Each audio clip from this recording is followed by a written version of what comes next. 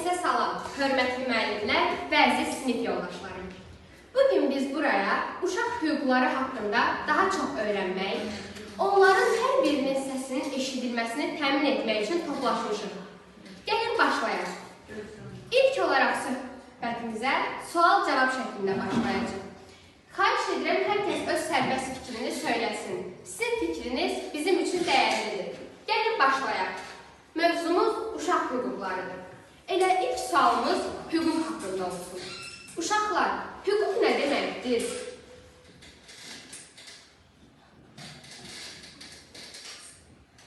Buyur Ömər. Hüquq hər bir insanın yaşaması üçün vacib olan prinsiplərdir. Başqa kim demək istəyir? Buyur Zeynəb. İnsanların haqlarıdır. Demək olar ki, fikirlərimiz eynidir. Hüquq bir şəxsin, bir insanın dəyişməyən və qorunan haqlarıdır. Təbii ki, bir şəxsin, bir insanın olduğu kimi, uşaqların da hüquqları vardır. Uşaq hüquqlarından hansıları tanıyırsınız? Buyur Ayan. Yaşamaq hüququ, Başqa? Buyur Cavab. Təslimlama hüququ. Buyur Zəhra. cəmiyyətə qarşı hüququ. Bəli, bunlar hamısı bizim hüquqlarımızdır. Millətindən, dinindən, dilindən, ailəsindən asılı olmayaraq hər bir uşağın hüquqlarıdır. Bəs uşaqların ən vacib hüquqları hansılardır? Buyur Rüqəyyə. Yaşamaq hüququ. Bəli, uşaqların ən vacib hüququ yaşamaq hüququdur. Biz yaşamaq hüququ dedikdə həm təhsil, həm qida, həm ailəni nəzərdə tuturuq. Uşaqlar xüsusi olaraq dövlətlər və böyüklər tərəfindən qorunur. Sizcə bunun səbəbi nədir? Buyur Nihan. Çünki onlar üçün gələcəkdir. Aha. Buyur Zəhra. Uşaqların beyni böyüklərin beynindən daha yavaş işləyir. Aha. Uşaqlar xüsusi olaraq qorunur. Çünki uşaqlar böyüklərdən fərqli olaraq zehni və fiziki baxımından daha zəifdirlər. Buna görə də uşaqlar xüsusi olaraq qorunur. Və buna görə də Birləşmiş Millətlər Təşkilatı 1989-cu il 20 noyabrda Uşaq Hüquqları Konvensiyasını çıxartdı. Və bununla yanaşı 1998-ci il 10 may Ulu öndərimiz Heydər Əliyevin rəhbərliyi ilə uşaq hüquqları haqqında qanun çıxarılmışdır. Bunlar göstərir ki, uşaqlar sağlam, təhsil alaraq böyüməlidir və onlar təhlükəsiz şəraitdə qalmalıdır, müharibədən qorunmalıdırlar.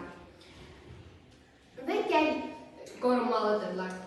Uşaq olmaq gözəldir. Uşaqların ən vacib hüququ yaşamaq hüququdur. Bu duyğunu daha təsirli şəkildə ifadə edən şeiri indi sinif yoldaşımız Rüqəyyə səsləndirəcək.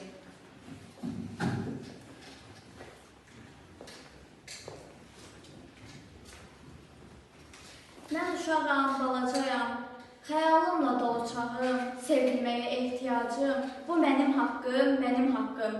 Məktəbim var, kitabım var, öyrənmək də mənim haqqım, dərs oxuyub, bilgi alıb, böyümək də mənim haqqım. Dinləyin mən danışanda, sözüm qiymət alsın yanda, qəlbim incinməsin heç vaxt, qorunmaq da mənim haqqım. Şeiri dinlədikdə görürük ki, hüquqlar hər birimizin həyatında vacibdir. Amma bəzən uşaqların hüquqları qorunmur. İndi isə bunu gündəlik həyatımızda baş verən kiçik bir səhnə ilə sinif yoldaşlarımız göstərəcək.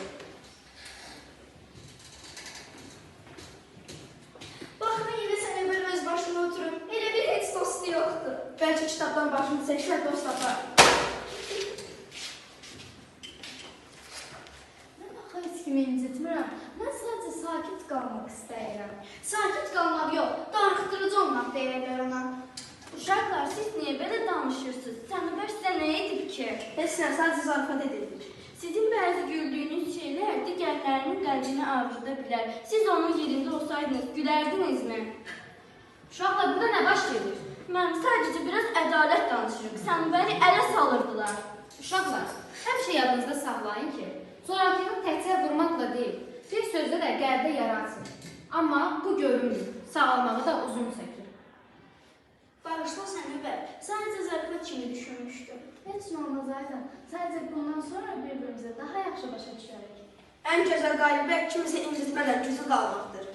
Həmişə yadınızda saxlayın ki, bir kəlmə söz qəlbi sındırır. Bir gülümsəmə isə qəlbi sağaldır. Yəni, gözəl olmaq üçün bahalı geyimlər lazım deyil. Mehriban olmanız yetərlidir. Hər biriniz bir ulduzsunuz. Çalışın ki, söndürmədən parlayın. Mən səhnəciyimizi belə bir hekayə üzərində qurmaq istədim. Çünki çox vaxt məktəblərdə uşaqlar bir-birlərində zarafat kimi görünən, ancaq bir-birlərinin qəlbini çox yara açırlar. Bir-birlərini ələ salırlar, gülürlər, pis zarafatlar edirlər. Biz uşaqlar bir-birlərimizi qorumalıyıq. Biz bir-birimizi ələ salmamalıyıq, bir-birimizə gülməməliyik. Bu səhnədə gördük ki, uşaq hüquqları hər birimizin həyatında vacibdir. İndi isə sinif yoldaşlarımız 6 hüququmuz haqqında danışacaq.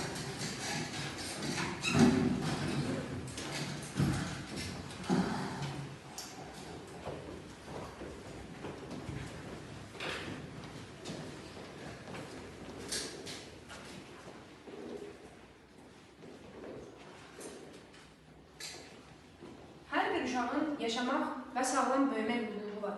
Onlar təhlükəsiz mühitdə böyüməlidir. Bu isə hər birimizin haqqıdır. Hər bir uşağın oxumaq və öyrənmək hüququ var. Təhsil uşaqların gələcəyini işıqlandırır.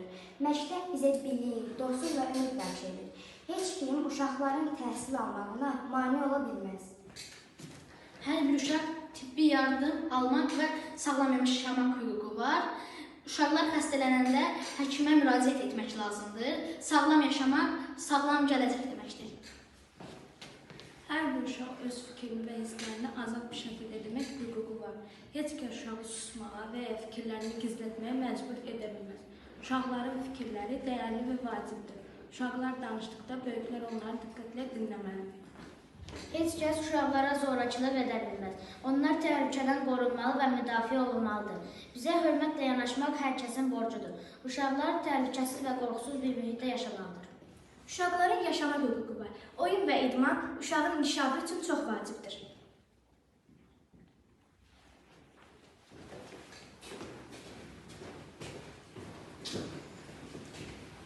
İndi isə görək ki, bəzən uşaqların hüquqları qorunmur. Bir başqa səhnəmiz var ki, burada bullyingin necə baş verdiyini göstərək.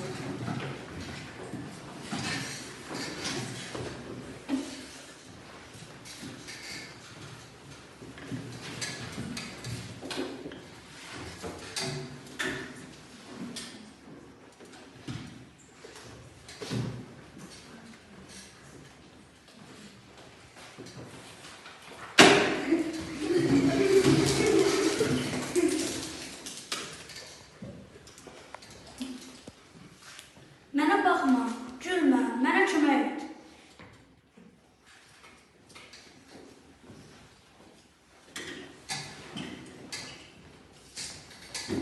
İndi isə çıxışımızın ən mənalı hissəsinə keçək.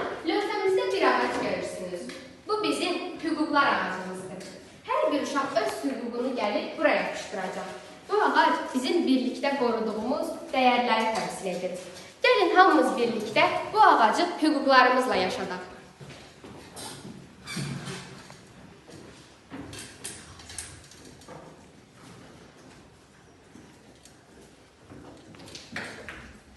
Mənim bərabərlik hüququm var. Hər bir uşaq eyni dəyərə malikdir.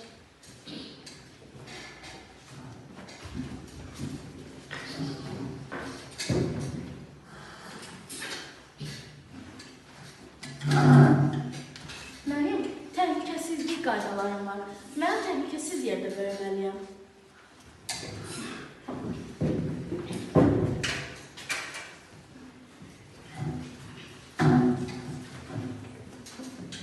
Mənim əyləncə və istedad hüququm var.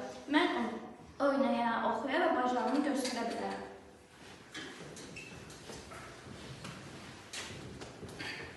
Mənim məsuliyyət hüququm var. Mənim sirrim qorunmalıdır.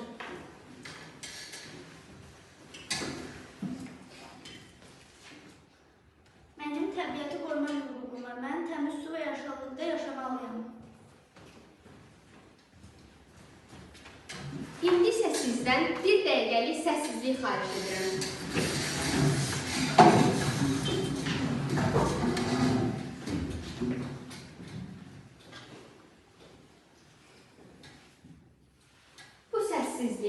Bu səssizlik zorakılığa məruz qalmış uşaqlar üçündür.